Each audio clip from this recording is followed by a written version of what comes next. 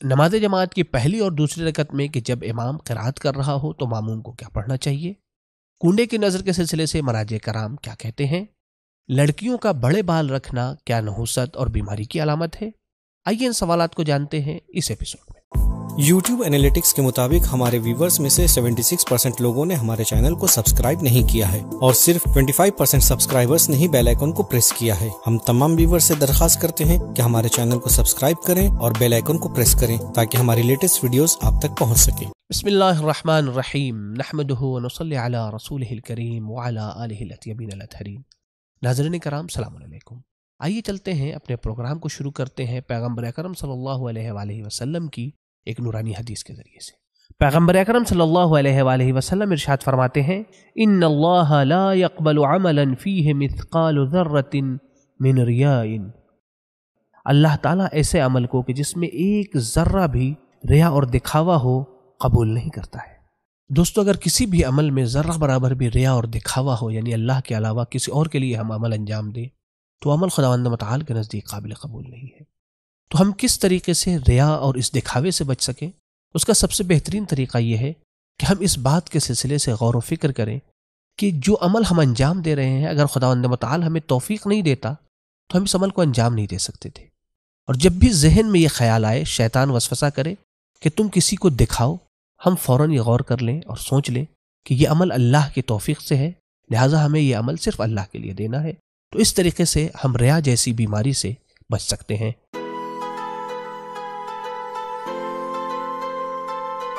عورت کی نماز پڑھنے کا مکمل طریقہ کیا ہے؟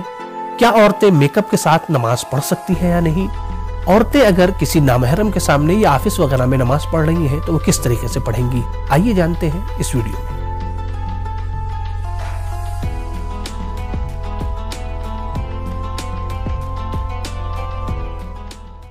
دوستو، آئیے چلتے ہیں اپنے پہلے سوال کی طرف۔ مولانا صاحب یہ بتائیے، دوپہر کی نماز میں مولانا جو پہلی اور دوسری رکعت میں خاموش رہتے ہیں اس میں ہم کیا پڑھیں، اور مغرب اور عشاء میں تیسری اور چوتھی رکعت میں خاموشی میں ہم کیا پڑھیں؟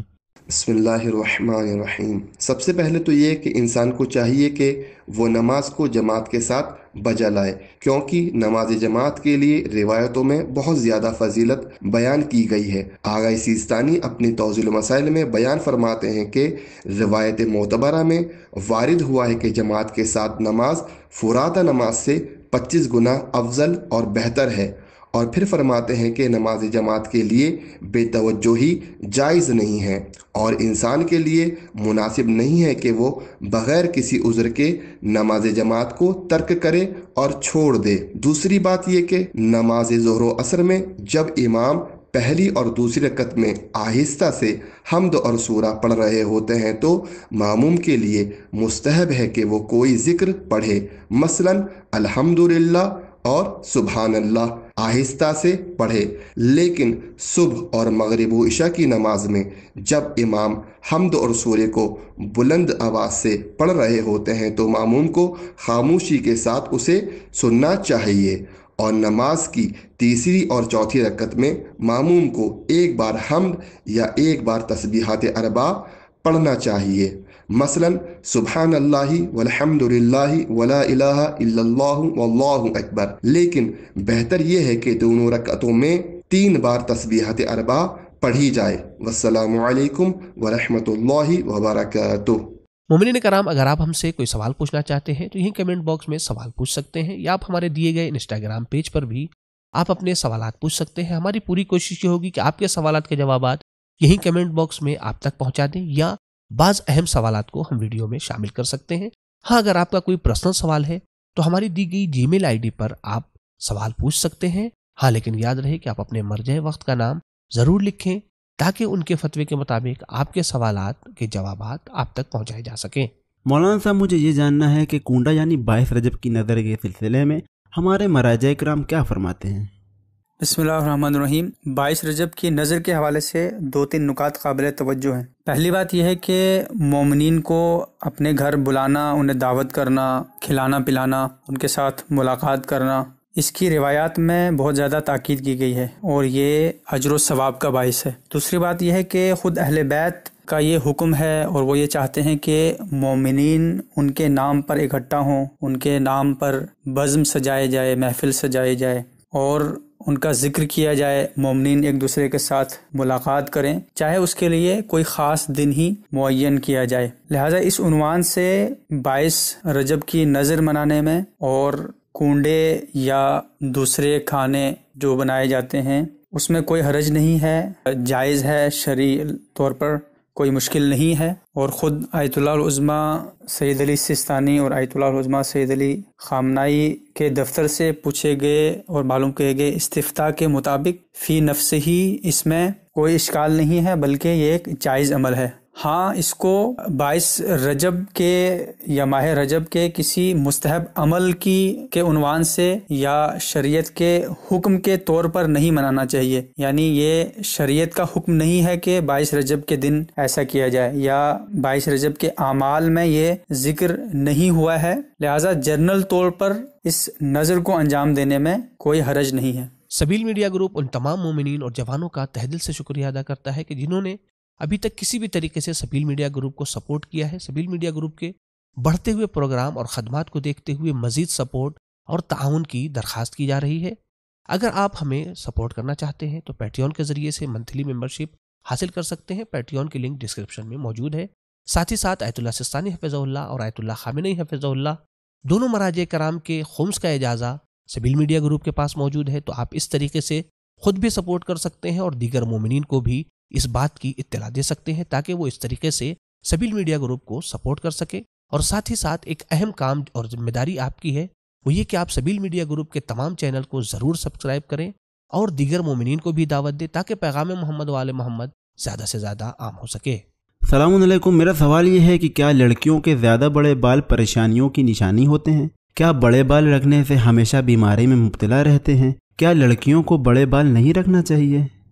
بڑے بال کے سلسلے میں جو سوال کیا گیا ہے، اس کے سلسلے میں صرف یہ سمجھ لیجئے کہ یہ بات خرافات ہے اور شریعت میں ایسا کچھ نہیں ہے، جبکہ اس کے برعکس اگر دیکھا جائے تو عورت یا لڑکی کی جو ظاہری خوبصورتی بیان کی گئی ہے ان میں سے ایک اس کے لمبے اور بڑے اور صاف بال ہیں، یعنی لمبے بڑے اور صاف بال ایک لڑکی یا عورت کی خوبصورتی میں شمار کیا جاتا ہے۔ رسول خدا صلی اللہ علیہ وآلہ وسلم کی حدیث میں ملتا ہے کہ آپ نے فرمایا کہ جب بھی تم میں سے کوئی شادی کرنا چاہے تو جس طرح سے چہرے کی خوبصورتی اس کے لیے امپورٹنٹ ہے، اسی طرح سے اسے چاہیے کہ لڑکی کے بالوں کے سلسلے میں بھی تحقیق کرے۔ یعنی کیا مطلب؟ یعنی بالوں کی سائز، بالوں کا رنگ وغیرہ دیکھے۔ ایسا تو نہیں ہے کہ اس کے سر پہ بال ہی نہ ہیں، بال ہیں تو منظم ہیں، صحیح سے بال ہیں یا نہیں ہیں۔ دوسری بات یہ کہ عورتوں کے سر کے بال کی اہمیت کا اندازہ اسی بات سے لگایا جا سکتا ہے کہ اگر کوئی شخص کسی عورت کا بال مونڈتا ہے، اپنی بیوی کے لیے بات نہیں ہو رہی ہے، ایک ان نون پرسن کے لیے، ایک شخص کا کام ہے وہ کسی عورت کا سر کا بال مونڈ رہا ہے، اور تو ایسے شخص کے لیے ضروری ہے کہ وہ اس عورت کو مہر المثل کفارے کے طور پر ادا کرے۔ اگرچہ اس کو یہ معلوم ہے کہ ہم ابھی اس کا بال مونڈ رہے ہیں اور کچھ دن میں اس کے بال دوبارہ نکل آئیں گے، لیکن اس کو مہر المثل ادا کرنا پڑے گا۔ تو آپ اس سے اندازہ لگائیں کہ کتنا امپورٹنٹ ہے، عورت کے سر کا بال کتنی اہمیت رکھتا ہے۔ اب رہی بات یہ کہ عورت مختار ہے، اس کو اختیار ہے کہ وہ بال چھوٹے رکھے، بڑے رکھے، یعنی سائز کے اعتبار سے عورت کو حق حاصل ہے کہ وہ چھوٹے بال رکھنا چاہے یا بڑے بال رکھنا چاہے، اس کے لیے کوئی پابندی نہیں ہے، نہ اس کو کوئی کسی چیز کے لیے مجبور کر سکتا ہے، شوہر بھی نہیں ان چیزوں کے لیے اس کو مجبور کر سکتا ہے کہ نہیں تم چھوٹے رکھو یا بڑے رکھو، جیسا وہ چاہے گی رکھے گی۔ بس اس بات کا خیال رہے کہ بال اتنا چھوٹا یا ایسی اسٹائل کا نہ ہو کہ جو مردوں کی شبیہ رکھتا ہو، کہ دیکھ کے لگے کہ یہ تو مین اسٹائل ہیئر ہے، مردوں کے جیسا بال ہے۔ شوہر بھی مجبور نہیں کر سکتا ہے کہ تم مین اسٹائل رکھو یا بوائز کٹ رکھو، جو دنیا بھر کے کٹس چلتے رہتے ہیں، تو کٹس سے پرہیز کرے آدمی، چھوٹا رکھے یا بڑا، کوئی مشکل نہیں ہے۔ اور بیماری کی بات جہاں تک کہی گئی ہے تو اسلام جو ہے وہ نظافت اور صفائی کو بہت اہمیت دیتا ہے، اسلام میں بہت اہمیت ہے، بے انتہا تاکید کی گئی ہے صفائی کے لیے، نظافت کے لیے، لہذا بال چھوٹے ہوں یا لمبے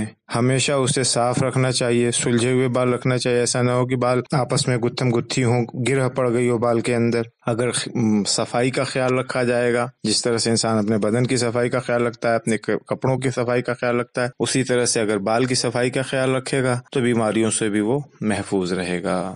نصیحتوں کا زیادہ دیر تک ہمارے اوپر اثر کیوں نہیں رہتا ہے؟ کیا بلی پال سکتے ہیں؟ اور لڑکی اپنے میکے میں نماز پوری پڑھے گی یا قصر؟ ان سوالوں کے جوابات کو جانیے اس ایپیسوڈ میں۔